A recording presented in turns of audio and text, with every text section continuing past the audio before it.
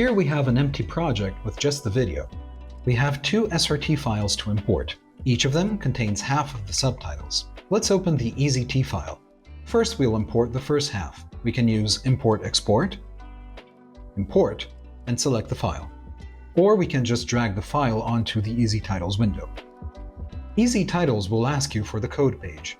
The most common encoding is UTF-8, but this might vary depending on where you are and what software was used to generate the file. If you're using a right-to-left script, you can check RTL reorder if you're having problems with punctuation appearing in the wrong order. You can also tell EasyTitles to skip unknown tags if the SRT file has control codes that are specific to some software but not recognized by EasyTitles. Let's click OK. We have the subtitles here for the first half of the video, but we need the rest.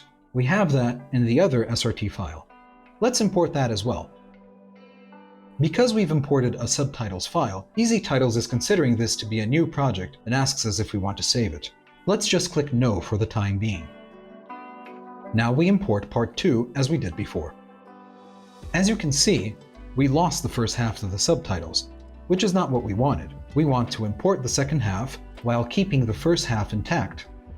Let's start over. First, we'll import the first half as we did before.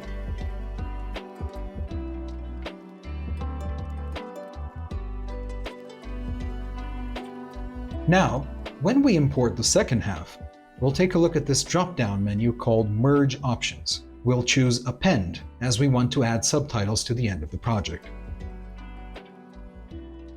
OK, and done. Now we have all of our subtitles.